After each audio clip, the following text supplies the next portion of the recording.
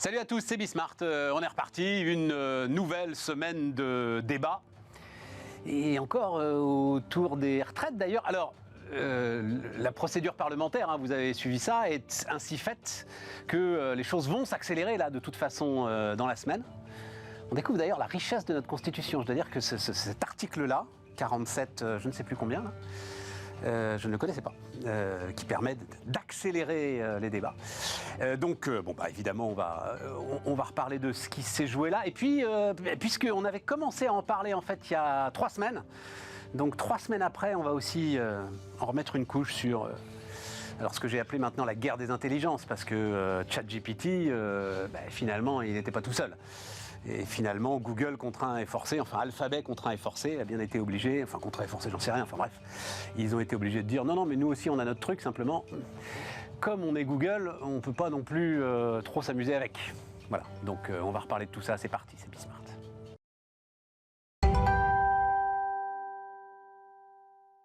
Donc, autour de la table, Clément Aura, salut Clément. Salut Stéphane. Prof à la Sorbonne et à Sciences Po.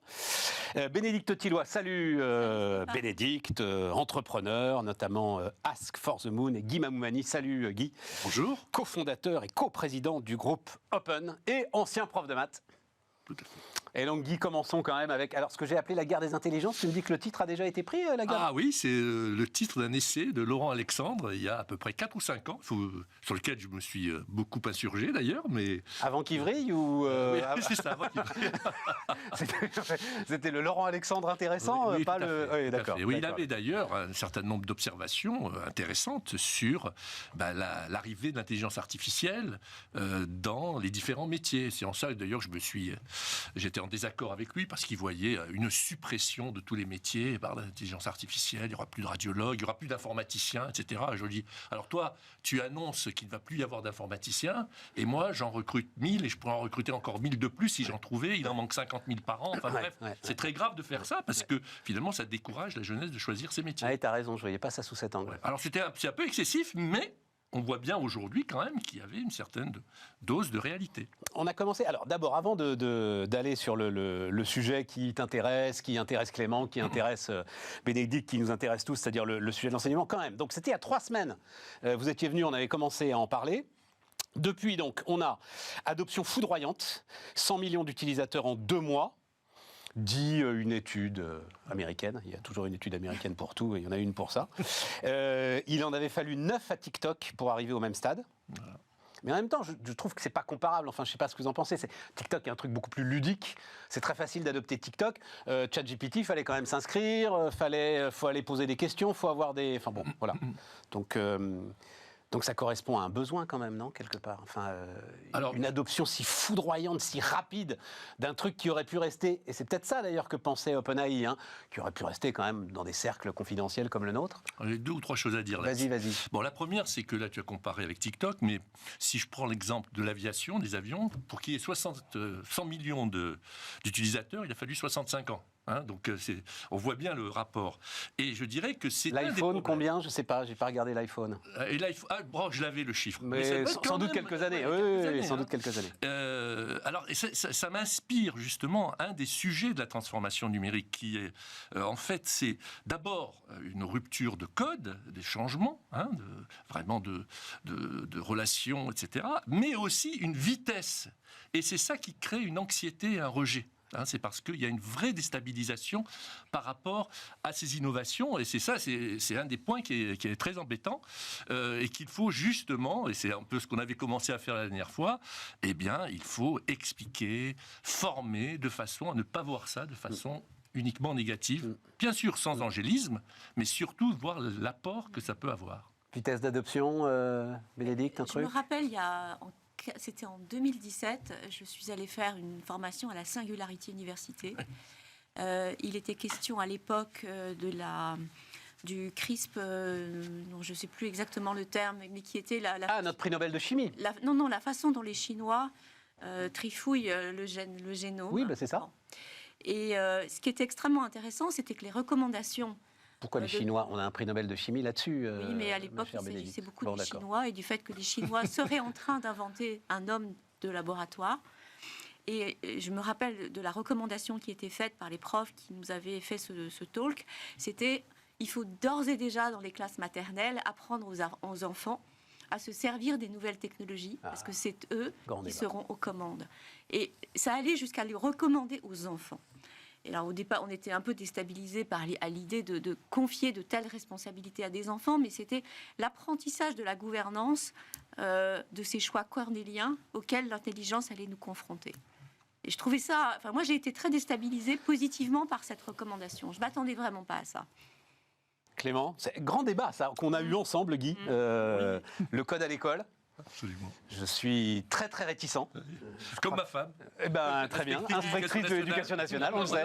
On le sait. Je crois que si tu veux réfléchir à la gouvernance, il vaut mieux réfléchir dans Montaigne qu'en apprenant du code. Mais c'est un beau débat. Clément ? Mais je crois que quand on est prof, il y a toujours une ambiguïté. C'est-à-dire qu'on a quand même envie d'être, bien sûr, maître de son cours, de sa pédagogie, de son savoir. Et à ce moment-là, il y a quand même un conflit intérieur qui naît. C'est la nouveauté. Elle est parfois une source de remise en cause, et c'est jamais très confortable. On n'est pas toujours spontanément ouvert à de nouvelles pédagogies. Puis en même temps, il y a quand même a priori l'amour du métier qui fait qu'on a quand même envie, ne serait-ce que par curiosité, d'essayer autre chose. Donc, à mon avis, dans le monde de l'enseignement, dans l'éducation nationale ou dans l'enseignement supérieur en particulier, on est tous un petit peu entre les deux. Et puis évidemment, il y a certains qui sont peut-être un peu plus progressistes, entre guillemets, qui vont tenter et puis essayer d'amender leur façon d'enseigner avec ça. Et puis ceux qui sont un peu plus peut-être réfractaires au changement et qui vont tout de suite se fermer en disant alors le code, quelle horreur, le ChatGPT, quelle horreur, la calculatrice en maths, quelle horreur, etc. Parce que quelque part, ça remet un petit peu en cause la manière dont on enseigne, la manière dont on va faire cours, oui, mais on évalue. Clément, on est d'accord. Ça, c'est difficile. Moi, le petit problème que j'ai avec ChatGPT, par exemple, c'est, on va dire, l'école, au sens large. Il ne faut y toucher qu'avec une main tremblante, comme disait l'autre. C'est-à-dire, il faut quand même du temps. Tu ne peux pas y faire rentrer la dernière innovation à la mode, comme ça, sur un coup de tête, parce qu'un truc éclate tout le monde se marre pendant 2 mois autour de ChatGPT, et dire, ouais, super, j'ai travaillé avec à la Sorbonne. C'est pas possible. Ce qu'il faut toucher avec une main tremblante, c'est peut-être, disons, le contenu, les grandes orientations des programmes. La formation intellectuelle, l'application avec quelle méthode et quels outils, franchement, c'est pas non plus, je veux dire, c'est pas l'église avec un grand E, quoi. Je veux dire. Non, c'est pas l'église, mais je sais qu'on voit l'école comme un lieu de sacré, mais enfin, honnêtement, je vais employer des grands mots. Essayez peut-être un petit peu d'épargner ceux qui ont encore la chance de pouvoir réfléchir de ce que décrivait Guy, c'est-à-dire du fracas du monde et de cette rapidité absolue qui semble balayer tous les concepts les uns derrière les autres. Voilà, c'est ça. Alors, il y a juste un problème. Moi, je crois qu'il y a un problème avec ce raisonnement, c'est que c'est penser que hors de temps scolaire, les étudiants, les enseignants, les élèves ne vont pas l'utiliser. Mais bien sûr, j'ai aucun problème avec ça. Il y a cette idée que le temps scolaire va toujours être un petit peu décalé. Oui. Et en conflit, du coup, avec le temps extérieur. C'est quelque part, ça remet même en cause l'existence parfois de certains cours. De toute façon, puisqu'on peut le faire, sous-entendu à côté autrement, pourquoi s'embêter à le faire? Et moi, je ne suis pas favorable à ce qu'on change la pédagogie tout le temps, mais honnêtement, quand il y a des changements qui sont des changements de progrès ou des changements avec vraiment des applications qui peuvent être vraiment très, très multiples, c'est vrai sur l'intelligence artificielle, mais c'était vrai avec l'informatique de manière beaucoup plus large, il ne faut pas que l'école... et on a eu cette tendance en France à complètement isolée du reste. Et honnêtement, moi j'ai passé des concours où on présentait la leçon avec des transparents. J'ai passé en 2018. Voilà, des transparents. Des transparents pour le jury. J'ai passé des transparents. Non mais voilà, et il y avait encore le vieux vidéoprojecteur. Quand on l'allumait, on s'éblouissait et on n'entendait plus rien. Donc, Clément, on s'en fout. Voilà. Et alors, c'est un petit peu décalé quand même. L'éducation nationale est parfois quand même un peu décalée. Si tu peux éviter le détour par PowerPoint, tu sais, tu vas gagner du temps. Tu vas gagner du temps. D'abord, Stéphane. Attends, parce que je voulais dire, il y a 3 points importants, tu veux, dans ce que tu avais écrit là, dans les Échos. Tu dis, 1, ne pas transiger sur les savoirs de base. Voilà. 2, alors si tu cites, je ne sais plus qui, si ChatGPT réussit l'examen, il faut changer l'examen. Alain Goudet, le prof de Neoma. Et 3, ce que tu disais, c'est-à-dire il faut se former. Voilà. Alors, juste pour rebondir sur cela et ce que tu viens de dire, quand on dit qu'il faut apprendre à coder, c'est très réducteur. en fait. C'est pas apprendre à coder, c'est apprendre à comprendre ce qu'est le numérique. Il suffit de voir le programme de seconde de l'option ISN, je crois, informatique et sciences numériques, pour voir que c'est très très important. C'est apprendre par exemple ce qu'est une donnée, apprendre ce qu'est un algorithme. Donc on est très loin du coder. Alors on fait un peu de Python en plus pour comprendre un peu ce que c'est. Mais ce qui est très important et qui dépasse ChatGPT, c'est d'apprendre ce qu'est le numérique. Puisque là, par contre, il n'y a pas de discussion. C'est pas une mode. Discussion. Et donc c'est pas que ChatGPT, c'est l'IA, c'est comprendre tout ça. Donc c'est très important. Ça, c'est le premier point. D'accord. Le deuxième point, vous reconnaîtrez là l'ancien enseignant, il faut différencier l'acquisition, l'entraînement, le contrôle. Et ces trois parties de l'enseignement se traitent différemment en fonction des technologies qu'on va avoir. Donc, par exemple, dans l'acquisition, et c'est pour ça que je suis très vigilant aux fondamentaux, il n'est pas question de ne pas avoir un enseignant qui travaille avec des élèves, qui les fasse réfléchir et qui les fasse aboutir à comprendre ce qu'est une notion. Qu'après, dans l'entraînement, on utilise des outils, c'est la moindre des choses. Qu'au niveau des contrôles, comme on l'a dit la dernière fois, on tienne compte qu'ils ont ces outils pour faire passer des contrôles en tenant compte, c'est une autre histoire. Mais ça n'exclut certainement pas, et c'est pour ça que j'ai voulu insister, et c'est souvent la critique qu'on nous envoie. J'ai jamais dit qu'il ne fallait pas apprendre à calculer pour utiliser une calculatrice. J'ai jamais dit qu'il ne fallait pas apprendre à lire ou à écrire. D'ailleurs, je suis contre. J'entends de temps en temps des pays qui ont fait disparaître l'écriture manuelle. Je suis contre ça. Parce que je pense, et je crois que ça a été assez prouvé, que psychologiquement, le fait d'écrire est formateur. Donc c'est pour ça, il ne faut pas caricaturer. Oui, je comprends. Voilà. C'est même anthropologique d'ailleurs. La relation entre la main et la tête, ça a été démontré. Exactement. Bon, et d'ailleurs, alors je sais pas. On est plutôt convaincu. Ouais, je pense qu'on est assez d'accord. Oui, non, c'est intéressant. Entre nous, là. C'est intéressant. Tout le monde n'est pas d'accord. Vous pouvez lire la tribune de Éric Sadin, le philosophe, qui m'a mis vraiment... Mais je ne sais pas qui c'est, moi. Éric Sadin, c'est un philosophe, un type de très très haut niveau, je crois qu'il est normalien d'ailleurs, et qui est vraiment ce que j'appelle le résistant à la révolution, quoi. C'est-à-dire qu'il voit tous les mauvais côtés du numérique. Et il y en a, je ne dis pas. Mais il est allé même faire une tribune pour expliquer que c'était dangereux, que les ingénieurs étaient dangereux. Bon, comme quoi, tout le monde n'est pas d'accord avec nous. En fait, Ce qui est pas complètement faux, les ingénieurs sont dangereux. Non, les ingénieurs ne sont pas dangereux. Il peut y avoir des ingénieurs dangereux, mais ce n'est pas... Tu connais cette phrase. L'éthique dans la transformation numérique est impossible. Non, je ne suis pas d'accord avec lui. Tu connais cette phrase attribuée à Dassault Père. Il y a 3 moyens de se ruiner, les jeux, les femmes, mais le plus sûr de loin reste les ingénieurs. Très bon. Voilà. Non, je ne sais pas si devoir de réserve, évidemment, sur ton école, etc. et tout, mais je trouve qu'on a été très, très dur. Donc Sciences Po a été une des premières à réagir. Et en fait, j'ai lu ce que disait le directeur de la formation de Sciences Po. Je trouve qu'on a été très, très dur avec lui parce qu'il disait exactement ce que disait Guy. C'est-à-dire, il disait, si vous l'utilisez, utilisez-le dans un cadre pédagogique. Bon, il a quand même utilisé le mot interdiction, et ça c'est fatal. Oui, mais il a dit pour l'instant, et si vous l'utilisez dans un cadre pédagogique. Enfin bon, voilà, j'ai trouvé que... Il fallait lire un peu plus loin, c'est vrai, que le mot interdiction. Ouais. Mais là, disons que c'était d'abord une réaction, on va dire, à l'approche, notamment pour des examens de mai, etc. Une première réaction, c'est vraiment la crainte du plagiat déguisé. C'est-à-dire que à Sciences Po, comme dans beaucoup d'universités, mais à Sciences Po en particulier, il y a énormément de mémoires, de travaux personnels à rendre. Et donc, vu que cette modalité d'évaluation est sans doute plus présente qu'ailleurs, donc j'enseigne aussi à la Sorbonne, c'est quelque chose qu'on fait beaucoup moins, par exemple, forcément, il y a eu la crainte un peu spontanée devant ce nouvel outil que les étudiants, non seulement utilisent ChatGPT comme aide, mais en fait qu'ils fassent écrire des pages de mémoire entières par cette technologie dont on n'est pas sûr, et à l'époque où le directeur de la formation de la recherche écrit, donc on n'est pas sûr de pouvoir bien le détecter aussi, c'est quand même ça. Le plagiat, tous nos étudiants qui nous rendent des devoirs, on les passe à l'anti-plagiat automatiquement, on a tous nos adresses mail avec un anti-plagiat qui de toute façon, c'est très performant, ils ne peuvent pas tellement tricher de ce point de vue-là.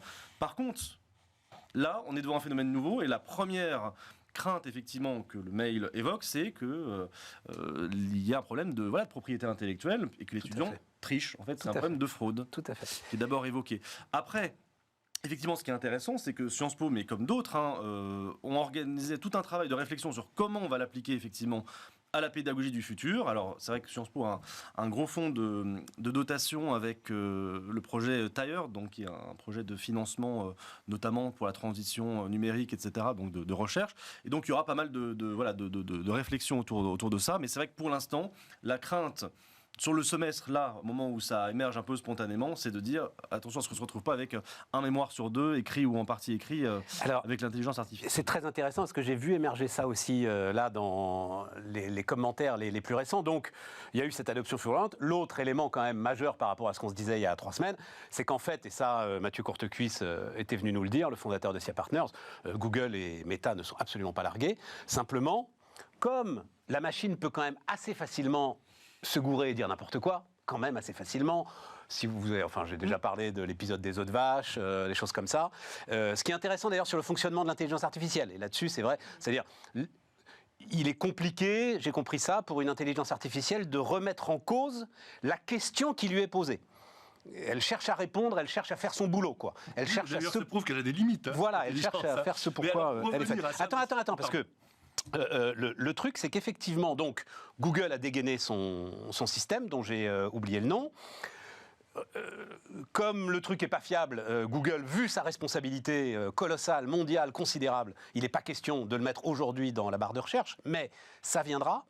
Et là, effectivement, sur le plagiat, à partir du moment où tu vas te retrouver, c'est-à-dire que dans quelques années, peut-être quelques mois, le moteur de recherche ne nous enverra plus sur des liens qui, pour certains d'entre eux, sont ultra pertinents et donc payants, et donc rémunèrent ceux qui ont fait leur travail, mais va agréger l'ensemble de ces travaux. Et en fait, on va rentrer effectivement dans un espèce de monde de plagiat permanent. Oui. Sans doute. Oui, mais c'est et un orchestre en fait de trucs qui vont. Exactement. Pour l'évaluation, c'est là où ça pose un souci. Pour le reste, après, dans la vie quotidienne, ça peut être très pratique. Y compris professionnel. Si tu veux, pour le droit de propriété intellectuelle, ça pose un sacré problème. Il y aura sans doute, pour le droit d'auteur, ça pose un sacré problème. Je crois d'ailleurs qu'il est sorti une version qui arrive à détecter que c'est de l'intelligence artificielle. J'ai vu ça passer. Écoute, des gars, en fait, Boss essaye de faire. Oui. Pour l'instant, c'est 50-50. Enfin voilà, à peu près, quoi. Moi, ce que je voudrais dire, c'est que ça m'a fait sourire voir Google, Facebook en train de dire finalement, nous aussi on y est. Ah, tu crois et surtout, il y a eu toute une intervention de Yann Lequin, pour qui j'ai le plus profond respect, prix Turing, mais ça m'a fait penser à Kodak. Voilà. C'est-à-dire, nous, on savait faire, mais on ne l'a pas fait. Et là, on voit que des ingénieurs n'ont pas toujours raison. Parce que Yann Lequin, qu'est-ce qu'il dit? Et à juste titre, il dit la technologie qui est utilisée, ça existe depuis des années. Donc l'un des directeurs de l'IA de Facebook. Oui, le patron de la R&D de Facebook, il me semble. Il y est depuis tellement longtemps qu'à mon avis, il doit être président d'honneur maintenant. Non, mais enfin, c'est vraiment quelqu'un d'incontestable. Mais absolument. J'ai l'impression, aussi, humblement, de voir quelqu'un qui n'a pas compris que ce n'est pas une question technologique, OpenAI. C'est pas le ChatGPT, c'est une couche qui a permis à la société d'accéder à l'IA. Et ça, tous les ingénieurs de la Terre, et là on revient au sujet, n'avaient pas compris ça. Ils avaient fait des outils qui sont formidables, très pointus, y compris Google, et pour lesquels le premier Pékin venu dont je fais partie n'avait pas accès. Et là, maintenant, ils sont tous en train de dire « mais nous aussi, on savait faire ». Et ça me fait vraiment penser, alors ça me fait rire, parce que dire que Google se fait kodakiser, c'est quand même un comble. Ouais, mais c'est quand même un comble. Guy, tu comprends, ils peuvent pas, c'est pas possible. Google peut pas... une start-up comme OpenAI peut tout se permettre. Elle n'a même aucune responsabilité légale. Mathieu insistait beaucoup quand il est venu voir sur les responsabilités légales de ces énormes boîtes aujourd'hui. Donc s'ils l'ont, ils ne peuvent pas s'amuser avec et demander aux milliards de gens qui utilisent leurs services. Mais il ne faut pas qu'ils sous-estiment l'apport sociétal. Je répète, sans doute, c'est très intéressant. Et non pas technique de ChatGPT. Je suis Bénédicte, j'ai rien à rajouter. Si, tu as rajouté ce que tu vis à travers, notamment sans doute Ask for the Moon, ce que je vis moi dans le travail que je peux faire avec les entreprises. Je ne sais plus d'où je sors cette phrase, mais jusqu'à présent, l'IA, c'était comme le sexe adolescent, tout le monde en rêve, tout le monde en parle, personne ne le fait. Ouais. Et il y avait de ça, c'était une déception permanente, notamment je travaille beaucoup avec les fonctions finance et tout, déception permanente de toutes les utilisations d'IA. Voilà, et donc ce que tu me dis là, Guy, me dit, oui, effectivement, la phrase clé, c'est... Guy a parfaitement raison, en fait, c'est des révolutions d'usage. Ouais, c'est ça. Et en fait, chaque fois qu'il y a une révolution d'usage, en fait, il y a un nombre de personnes concernées qui devient spectaculaire. Et c'est ça qui est fantastique, c'est que... Et en même temps, moi, ce que ça me dit, c'est que on ne peut pas dissocier ce que l'on fait et la manière dont on le fait. C'est ça la culture d'entreprise. Et ça me rappelle certains patrons qui, à une période, considéraient que la manière dont étaient faites les choses n'était pas importante. Ce qui était important, c'était l'objectif qu'on poursuivait. En fait, c'est faux. Aujourd'hui, la manière dont on fait les choses et les choses elles-mêmes, c'est imbriqué. Et je crois que c'est une des grandes leçons du numérique. Et donc, les médias, en fait, les médias l'emportent sur les résultats qu'on cherche à obtenir. Et donc, avec l'intelligence artificielle, on déplace en permanence... Je n'ai pas compris cette phrase, Bénédicte. Les médias l'emportent sur les résultats qu'on cherche à obtenir. Quand tu cherches à faire quelque chose, jusqu'à présent, tu avais un monde dans lequel tu avais des gens qui concevaient quelque chose et d'autres qui l'exécutaient. Ok. Et avec le monde numérique, tu conçois et tu exécutes en permanence, en même temps. Et si tu n'es pas... Et comme les cycles sont en train d'aller de plus en plus vite, tu as drôlement intérêt à comprendre comment les choses sont exécutées si tu ne veux pas rater, en fait, les futurs usages. Et ça, pour moi, c'est une révolution, y compris de la gouvernance des entreprises, et qui doit remettre en question la façon dont on les dirige. Il faut accepter le fait de travailler beaucoup plus par batch successifs, par essais-erreurs successifs. Et ça, c'est une révolution, une transformation du mode de management qui, me semble, n'est pas encore complètement acquise dans toutes les organisations. Et ChatGPT, c'en est la preuve manifeste. Les interfaces homme-machine se déplacent tellement vite que si on ne colle pas à la manière dont les choses sont exécutées, on perd complètement la vision stratégique de son entreprise. Et donc, c'est aussi une... Ce ne sera pas facile pour les grandes entreprises. Ah ben, clairement. Et c'est quand même incroyable de se dire que Google est ubérisé. C'est-à-dire, en fait, on a vu naître Google. Mais je ne suis pas sûr de ça, moi. J'entends ce que tu dis, je ne suis pas sûr du tout. Ben, en fait, c'est une révolution d'usage, ça, on est obligé de le voir. Oui. Qui va être utilisée par des tas de gens qui ne savent pas ce que c'est que l'intelligence artificielle. Donc elle va servir... Modulo, comme on dit, l'ensemble des biais, des erreurs factuelles qui vont être compliquées à détecter. Comme aujourd'hui, dans tous les programmes qui sont exécutés après avoir été pensés, il y a des erreurs qui sont commises.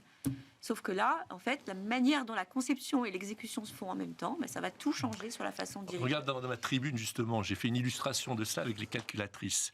En disant... Quand on enseigne avec une calculatrice, on enseigne d'abord le calcul mental pour avoir un ordre de grandeur. Ouais. Tu demandes à un enfant ou à un adulte de faire 5320 fois 2414. S'il te dit, ça fait, 100 milliards, ça veut dire que le gars, il n'a pas compris. Ouais. Et avec ChatGPT, ça va être pareil. Il faut que les gens soient responsables, comprennent ce qu'ils font, de façon à ce que le résultat, soit cohérent. C'est tout le travail des enseignants, d'ailleurs, hein. Moi, je suis en train d'essayer de faire 5000 par 2000 depuis que... Ça fait 10 millions, si tu veux savoir, ça fait 10 millions. Hein. Et donc, si tu continues à concevoir d'un côté et à laisser ChatGPT dans son coin être utilisé dans d'autres usages, non, mais parce que ce qui colle tout à fait avec ce que tu disais au début, Guy, alors peut-être qu'on va la revoir d'ailleurs, je la montrais déjà la semaine dernière, l'image du baromètre numérique réalisé donc tous les ans par l'ARCEP et l'ARCOM, qui montre que les plus jeunes se sentent dépassés par leurs outils. Oui. C'est très surprenant parce que les idées reçues veulent que ce sont les plus vieux qui n'ont pas réussi leur inclusion dans le numérique, mais on s'aperçoit que les plus jeunes, qui savent utiliser parfaitement les réseaux sociaux, qui savent utiliser parfaitement des jeux vidéo, lorsque vous leur mettez la déclaration d'impôt entre les mains, ben, ils sont perdus. Et ben voilà. C'est exactement. Quoi, il y a un travail. Bon, je ne veux pas revenir encore sur mon leitmotiv de l'éducation. Hein. Ouais, mais c'est super important quand même. Pour moi, c'est numéro 1. Hein. C'est le sujet numéro 1 pour tout le monde. Hein. Bien sûr, c'est super. Ouais, c'est ça. Déclaration d'impôt, passe Navigo, enfin, l'ensemble des démarches Internet qui ne sont pas des super apps designées par quand bien même, de merveilleux ingénieurs. Tu ne peux pas dissocier le métier et l'IA. C'est une IA au service d'un métier. Tu ne comprends pas le métier, tu ne comprends pas le système. Sur ces bons mots, sages paroles, nous allons marquer une pause.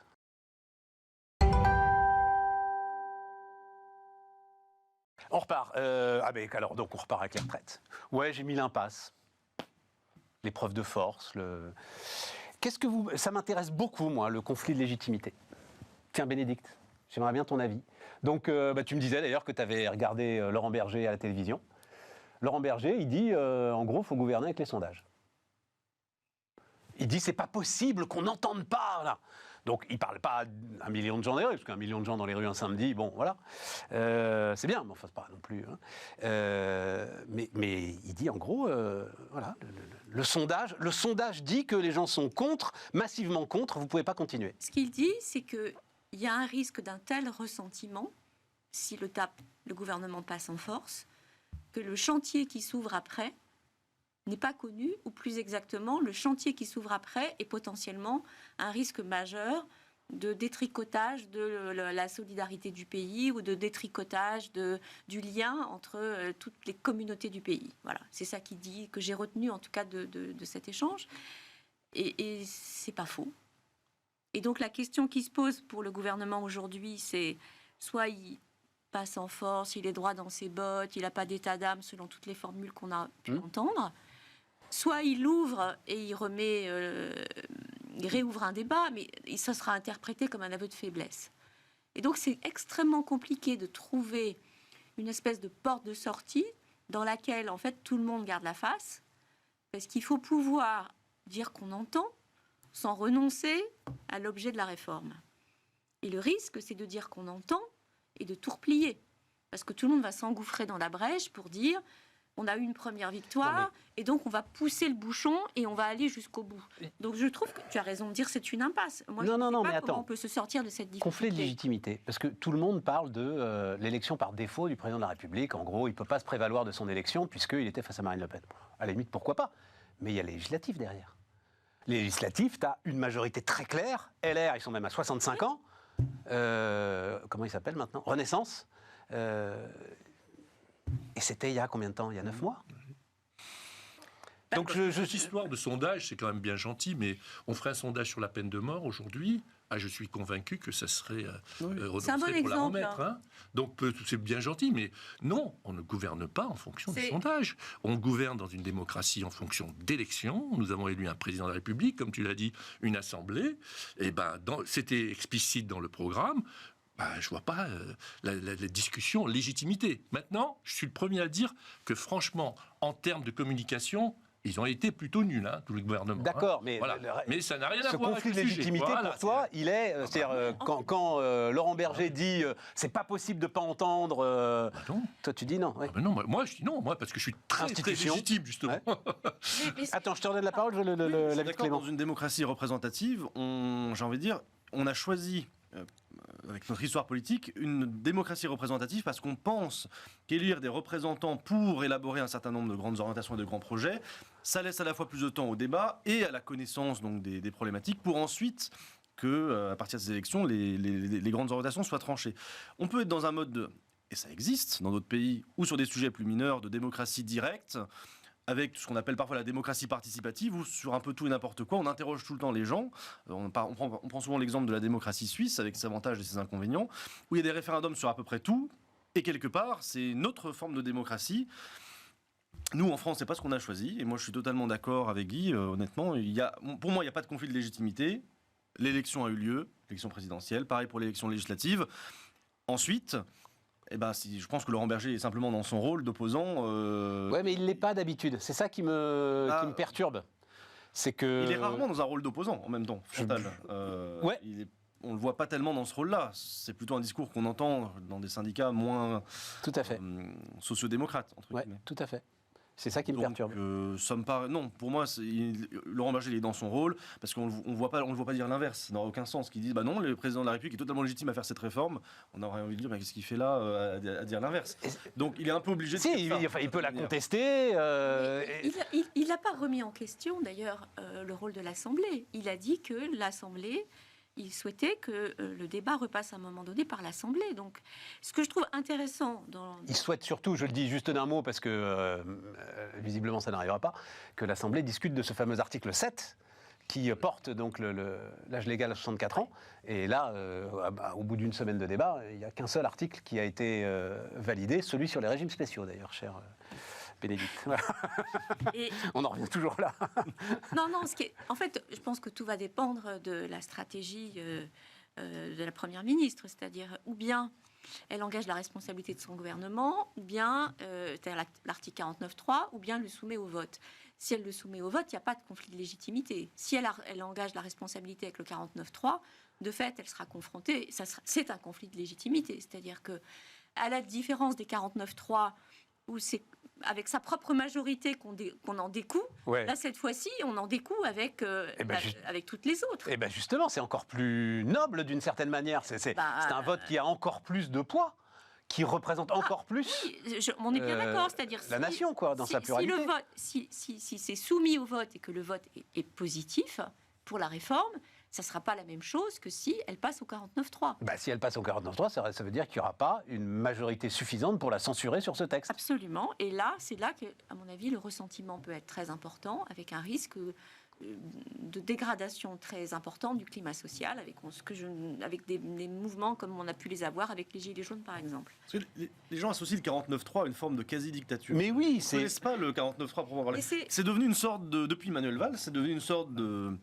d'épouvantail. On dit 49.3, déni de démocratie, alors que bon, c'est quand même potentiellement une remise en cause complète du gouvernement. Il y a toujours un risque quand on n'a pas une majorité absolue. C'est vrai que bon, un 49.3 avec une majorité absolue, de toute façon la question ne se pose pas. Mais il y a quand même un risque d'avoir une motion de censure adoptée et que la Première ministre soit plus Première ministre. 49.3 utilisé 29 fois par Rocard. Hein. Oui, c'était à la sans qu'il y ait de scandale. Hein, oui, mais c'était pas la même question. Il n'avait pas une...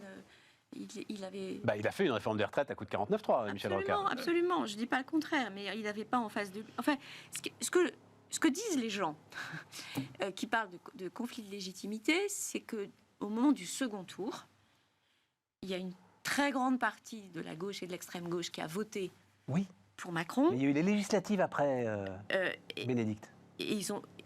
les gens, s'ils voulaient la retraite à 60 ans, ils savaient pour qui voter. La retraite à 60 ans, c'était le Front National et la NUPES. Il y a eu les législatives. Non, c'est pour ça que je veux bien tout le débat sur la présidentielle, ok. C'est intéressant, mais les législatives... En tout cas, moi et puis là, si les LFI ne faisaient pas ce qu'ils font, c'est-à-dire de vraiment d'esquinter l'Assemblée nationale et la démocratie, eh bien, il pourrait y avoir un vrai débat autour de l'article 7. C'est ce que disait Berger, d'ailleurs. Berger est très bon sur ça. Oui. Écoutez, il y a un débat. Ouais. Tout le monde n'est pas d'accord. J'ai entendu même des gens, des républicains qui ne sont pas d'accord. Oui. Donc, mais eux, ils jouent un jeu, franchement. Ok, non, mais en tout cas, c'est l'Assemblée. Monsieur Aurélien Pradier, là, c'est terrible. Mais terrible. Voilà. Donc, c'est n'importe quoi, au nom de la démagogie la plus crasse. Un débat à l'Assemblée. Ça serait tout à fait démocratique et ça pourrait faire évoluer la loi, de jouer le rôle. Et là, on critique, on empêche l'Assemblée de fonctionner et après on critique la démocratie. Non. Oui, mais parce que, alors je me fais l'avocat du diable, parce que la Première ministre a été très claire en disant que c'était irrévocable. Elle a dit 64 ans, c'est irrévocable. On n'a pas à en discuter. Ça, chacun joue son jeu, etc. Ouais. Mais si on avait des débats, des votes, on s'en porterait beaucoup mieux. En même temps, ce qui est drôle, c'est 72% des gens sont contre. Et 72%... Rapproche-toi un peu du micro, parce qu'on a nos amis du marteau-piqueur. 72% des gens sont contre et 72% des gens pensent que ça va passer. Ouais. Ouais, c'est un peu inquiétant comme c'est- tu te dis. ouais. Ou au contraire, c'est la solidité des institutions et que Oui, chacun sait bien que. c'est un signe assez dégradé de la relation des Français avec leur gouvernement ou avec leur État. Bah oui, mais il fallait y réfléchir au moment du vote, quoi. D'autant, moi, ce qui me surprend toujours quand même, c'est que la réforme Touraine aboutit au même résultat avec un rythme différent. Ouais. On n'a pas entendu, la réforme Touraine, elle est passée complètement quand même sous les radars. Ouais. Alors que c'est quand même, la réforme Borne, dans son projet en tout cas, est une réforme Touraine un peu plus précoce. Pas pour les carrières longues. Alors oui, mais Voilà. il y a un an. Alors je sais que c'est tout un débat autour de ça. Mais Voilà. justement. T'as les peut-être- 43 ou les 44 ans de Oui, cotisation. bien sûr. Qui est une des clés du débat. Mais bon, là, pour le coup, elle a laissé sous-entendre que c'était totalement négociable. Donc peut-être là que ça va voilà, sur les carrières longues, c'est quelque chose qui est entendable. Tu vois bien comment ça se passe. C'est ça qui, moi, m'affole un peu quand même du côté de LR, qui devrait. Enfin bon. Et donc, il donne une petite concession. Les gars en exigent une autre derrière. Maintenant, il faudrait que le moindre. Alors, je pense comme vous et moi autour de la table, le moindre jeune étudiant qui ait bossé n'importe où à ramasser des pommes quand il avait 16 ans pendant 2 mois, il aurait droit au dispositif carrière longue. Non, mais qu'est-ce que c'est que cette histoire, enfin. Et ça, c'est la droite. Hein. Je te dis pas. Bien. Les seniors, ça t'intéresse beaucoup. T'as même écrit un bouquin là-dessus, d'ailleurs. Hein, Pas complètement. J'étais très surprise d'écrire un petit post de rien du tout sur LinkedIn et de voir que ça avait déclenché beaucoup de réactions. Qu'est-ce qui t'attend? Parce qu'il y a pas mal d'entrées. Moi, j'ai été assez intéressé, je dois dire, par un point de vue qu'on entend peu, parce qu'on parle beaucoup de garder les seniors. Oui. Et c'était un point de vue dans le monde. C'était, attendez, là, le sujet, alors les garder à la limite, mais tu vas nous dire ça, les entreprises savent à peu près faire. Voilà, c'est ce point de vue-là dans le monde. Mais les recruter, ça, on ne sait pas faire. Tu confirmes Dans les startups, il y a 3% de salariés qui ont plus de 55 ans. 3%. Oui, mais il n'y a pas que les startups qui recrutent. Non. Pourquoi tu prends l'exemple des startups? Mais je prends l'exemple des startups. Il y a pas de boîtes qui recrutent et qui ne recrutent pas de seniors. Enfin, je prends l'exemple des startups parce qu'il montre, en fait, le nouveau monde, en fait, est un monde qui est dans le déni de recrutement De la pyramide démographique. de la pyramide démographique. Bon. Mais tu as raison qu'il n'y a pas que dans les startups, mais la question du recrutement des seniors, elle est centrale parce que on part du principe qu'un senior, il a fait son temps, il a son expérience derrière lui et qu'il est là pour transmettre. Et donc, on ne va pas recruter un senior pour un nouveau job, puisqu'en fait, il n'a rien à transmettre, puisqu'il arriverait dans la boîte. Et moi, ma conviction, c'est que les seniors, ils ont du potentiel, comme exactement tout le monde, avec des contraintes en moins pour les organisations, puisqu'en fait, ils ont un rythme vie perso, vie pro qui a été réglé parce qu'ils ont moins de contraintes, qu'ils ont une expérience de vie qui peut être intéressante, et que par ailleurs, mais ça, ils doivent aussi l'accepter, ils peuvent être juniors dans le métier. Il faut qu'ils acceptent que dans le métier où ils sont juniors, ils se comportent comme des juniors. Et j'en fais l'expérience. C'est super dur. C'est extrêmement difficile parce qu'on a envie de dire à quelqu'un qui a l'âge de votre fils et qui est votre chef, ce serait bien si tu allais ranger ta chambre, par exemple. On pourrait lui dire ça. Et ça n'est pas tout à fait envisageable. Et puis en plus, c'est une bêtise parce que la vérité, c'est que les deux ont des points de vue intéressants à confronter. Et moi, j'adore la confrontation des points de vue. Parfois, c'est un peu chaud, hein. Mais savoir comment on s'adapte à une situation de marché, écouter les deux points de vue, moi, je trouve ça assez passionnant. Enfin, plus que passionnant. Grâce à ça, on fait des progrès en vrai. Voilà. Mais ça m'énerve le côté... Les seniors, vous savez, les têtes chenues, là, qui tellement pleins de sagesse et qui vont apprendre à ces petits jeunes ce que c'est que le monde de l'entreprise. Et on va les faire travailler un petit peu moins, mais comme ça, ils accompagneront ces jeunes qui ont besoin d'apprendre beaucoup de leurs anciens. Ça m'énerve. Parce que ça fait garder les vieux dans les entreprises, mais ça en fait pas recruter sur des nouveaux métiers. Et il y en a plein qui ont envie de se reconvertir, de faire autre chose, et puis qui ont plein de potentiel. Voilà. Et c'est pour ça que j'ai écrit ce papier. Et... Enfin, c'est même pas un papier, c'est G-Link Oui, mais moi je pensais à ton bouquin, le bouquin. ton expérience dans la start-up dans laquelle tu... Qui continue, en fait. Alors, pour faire justice à mon patron d'aujourd'hui, qui est en fait mon cofondateur, ça n'est pas de lui dont je parle dans le bouquin. Ce que je dis. Ah ben ça on a bien compris, puisque t'es parti. Mais je suis quand même restée dans cet univers, parce que c'est quand même très intéressant et très challengeant. Et puis, on parlait tout à l'heure de ChatGPT et des enjeux de ChatGPT dans les organisations. Alors, moi, je suis au cœur de ces questions-là et je trouve ça passionnant.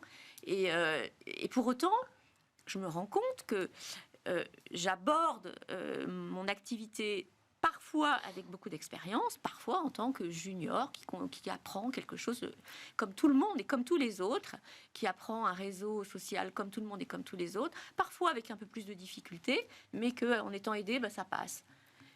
Et après, parce que si on va au bout de l'histoire, il y a la question de la rémunération.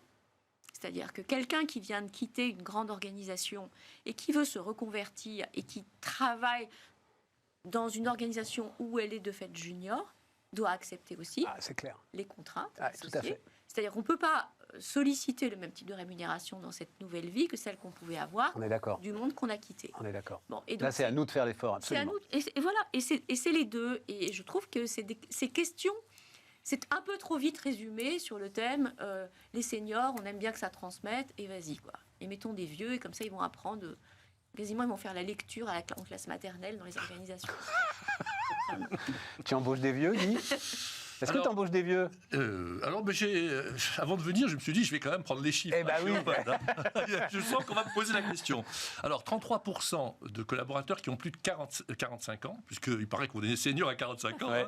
Et 15% au-dessus de 60 ans. Bon, c'est pas mal, dis donc. c'est pas si mal, c'est ce que j'ai répondu. J'ai dit pas si mal. Ouais. Alors maintenant, ce que je voudrais dire là-dessus, c'est que, premièrement, j'ai vécu ce que Bénédicte a dit. C'est-à-dire que dans mes activités de business angel, je me suis retrouvé à vouloir investir dans une entreprise dont les 3 dirigeants ont plus de 55 ans, que je trouve formidable. Et ils m'ont dit qu'ils n'arrivaient pas à trouver d'investisseurs parce qu'on dit qu'ils sont trop vieux. Et pour moi, ça me paraît surréaliste, vraiment. C'est ridicule, vraiment. Alors, la deuxième chose que je voudrais dire sur le sujet, c'est qu'en France particulièrement, on confond ancienneté et expérience. C'est-à-dire qu'il y a un réflexe qui vient d'ailleurs des fonctionnaires. C'est-à-dire que quand vous avez de l'ancienneté, vous devez être payé plus cher qu'un jeune qui n'a pas d'ancienneté. Or, moi, je conteste totalement cette notion-là. En revanche, ce qui est irremplaçable, c'est l'expérience. Et par conséquent, quelqu'un, je veux dire, par exemple, dans mon métier, un développeur, par exemple, qui a une très bonne technique. Bon, ok, c'est bien, je recrute un sorti de l'école, il va avoir le même niveau de technique. En revanche, un développeur qui a une très bonne technique, mais qui comprend, par exemple, le métier des assurances, alors ça vaut de l'or. Parce que le jeune qui va arriver, il ne l'a pas. Et par contre, ça mérite d'être payé plus. Voilà. Alors, ce qui est terrible, et c'est ce qu'a dit très, très justement Bénédicte, c'est que le gars, il a 55 ans, il dit, moi, c'est 60 000. Bah oui, parce que j'ai toujours été payé comme ça. Oui, mais il faut que tu prouves que ton expérience a une valeur ajoutée. Non, mais ça, je suis tout à fait d'accord. Et donc, à nous, entreprises, aussi, de former les gens pour ne pas dire au moment où il a 55 ans, le mec, il est nul, finalement, je vais prendre un jeune et ça va le remplacer. Et ça, c'est malheureusement des pratiques qui existent en particulier dans nos métiers et que moi, je refuse. Je pense qu'il faut capitaliser, c'est ce qu'a dit Bénédicte à juste titre, capitaliser sur l'expérience et les savoir-faire, la valeur ajoutée que les seniors ont. Et ce n'est pas uniquement que transmettre. Non, c'est comprendre des métiers. Ouais. Parce qu'ils ont vécu pendant 10 ans, 15 ans, ils ont côtoyé des clients. Parce qu'ils ont travaillé en équipe. Et c'est ça qu'il faut valoriser pour arriver enfin à ce que les seniors aient leur place dans nos métiers. Oui, je suis d'accord. Juste une petite remarque un peu macro. Je pense qu'il y a quand même en plus une déformation française par rapport à d'autres pays. Sans doute liée aussi à nos dispositifs de pré-retraite et à tout ce qui a pu être créé. Ah oui, ça, c'est clair. Tout à fait. Disons jusqu'aux années 2000, et qui a quand même provoqué pas mal de dégâts. Finalement, on se rend compte à quel point non seulement ça a coûté cher, mais à quel point sur la mentalité collective et les pratiques de recrutement, et puis même statistiquement, après en termes de taux d'emploi et taux d'activité des personnes de plus de 50, plus de 55 ans, ça a été une catastrophe de ce point de vue-là. Mais donc au-delà de la spécificité française, sans doute qu'il y a également une question d'esprit.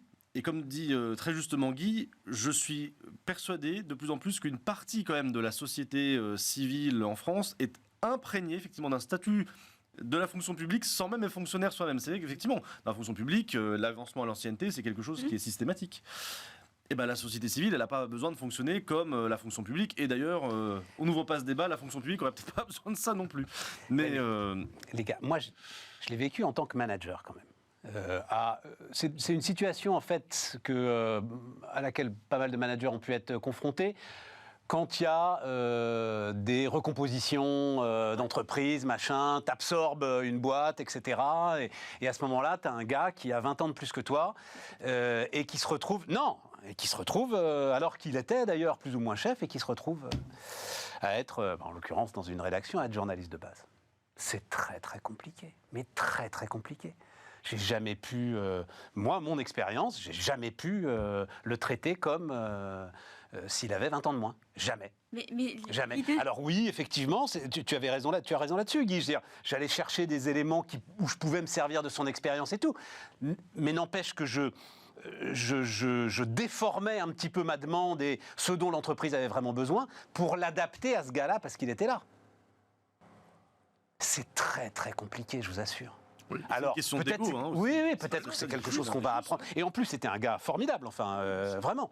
Mais, enfin, c'est sûr que ça doit se parler. Ah. C'est-à-dire que C'est-à-dire, il faut sans doute mettre le truc sur la table. Ouais. ça doit absolument se parler, se raconter. Ouais. Parce que si c'est tout à fleurer moucheté, c'est épouvantable pour les deux. T'as raison.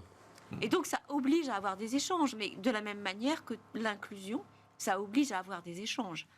Sinon c'est extrêmement compliqué. Sinon on évite tous les sujets. Ouais, c'est ça. Et t'es dans un espèce de malaise pour un peu pour tout le monde.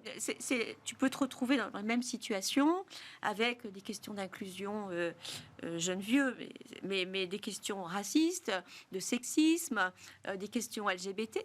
En fait, elles ont toutes été traitées dans les organisations. Et pas la question des vieux. C'est-à-dire que pour les vieux, finalement, il y a des choses qui sont tolérées. C'est vrai. Et qui ne le seraient pas si il s'agissait femmes-hommes, s'il s'agissait de questions de Oui, genre, comme tu l'as dit, de questions de racisme, de questions de handicap, de questions de choses comme ça. Tout à fait raison. Et en fait, moi, j'ai aussi appris l'inclusion en la formulant. C'est-à-dire, est-ce qu'on peut s'apprendre mutuellement des choses de manière explicite. C'est pas si c'est vrai que c'est pas facile, hein, mais ça fait progresser. Mais tes 15% là, je suis sûr qu'ils sont dans la boîte depuis 25 ou 30 ans. Ah oui, c'est ça. Ah voilà, c'est ça. C'est ça, oui. Alors, attention. Il va falloir apprendre à en recruter là. Oui, mais je vais ajouter un point. Alors, franchement, j'ai pas les chiffres, hein, mais il y a un programme que j'avais mis en place, d'ailleurs pour la profession quand j'étais président du Syntec numérique, un Numéum, hein, qui s'appelle le POEI. Hein, donc c'est préparation opérationnelle à l'emploi individuel ou PEC collectif. C'est-à-dire qu'il y a une telle pénurie dans nos métiers qu'on va chercher au Pôle emploi des gens, même assez âgés, hein, qui peuvent avoir 45, 50 ans, et qui ont fait d'autres types d'études, mais scientifiques en tout cas, et que l'on forme à l'informatique. Et ces programmes-là, eh bien, marchent très très bien. C'est-à-dire qu'on recrute des milliers de personnes par an dans la profession. Hein. Et avec ça, il y a des gens qui ne sont pas des gamins. Parce qu'il y a ce phénomène de pénurie. On peut s'y mettre à 55 ans. On peut s'y mettre à 55 ans, Bénédicte, c'est dur. En fait, c'est dur. quand on a envie d'apprendre. Quand on a envie d'apprendre. Il faut avoir envie d'apprendre. Ouais, t'as envie d'apprendre, mais là, il faut que tu te coltines. Ingénieur chimiste ou ingénieur physicien, et qu'on te donne 8 mois, 1 an de formation en informatique, tu te débrouilles très bien. Tu te débrouilles très bien. Ah oui, tu te débrouilles et quand tu as été journaliste, c'est plus compliqué. Mais enfin, non, c'est plus compliqué. Mais je vais trouver des choses dans la com et à Let's Squad, là, dans notre boîte de communication. Hein. On a besoin de journalistes, d'ailleurs, oui. C'est les métiers utiles et les métiers inutiles. Assez vite, tu dis. En fait, en gros, la différence, c'est les métiers que tu peux faire n'importe où, ou des métiers où tu es quand même assez contraint par une offre de marché rare. Je voulais rappeler quand même un truc, parce que ce débat arrive à un moment. Je suis surpris, parce que moi-même, j'étais un peu passé au travers. Le coût de la dette qui redécolle. Clément, c'est l'effet de l'inflation, ça. C'est-à-dire, ça y est, on y est, quoi.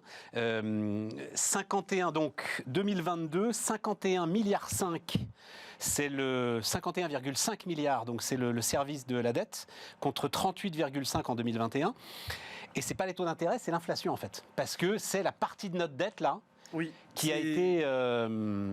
Oui, alors c'est vrai que c'est un peu technique, mais il y a une partie de la dette qui est... Il y en a 10%, je crois que c'est ça. Oui, même, voilà, un tout petit peu plus, qui est ce qu'on appelle en obligation assignable du Trésor, en OAT, indexé sur l'inflation. Ouais. Donc le taux de l'obligation est lui-même fonction de l'inflation. Alors chez nous, c'est quand même que, on va dire, 10%. Chez nos amis anglais, par exemple, c'est à peu près 16-17%. Donc c'est très variable d'un pays à un autre, mais c'est vrai que ce n'était pas tellement notre tradition au départ. Donc forcément, quand il y a un contexte très inflationniste, ces obligations ont beaucoup de succès. Alors il faut quand même avoir en tête que dans la théorie économique, ça pose un problème, l'aléa moral, parce que concrètement, c'est un problème en fait d'arbitrage intertemporel.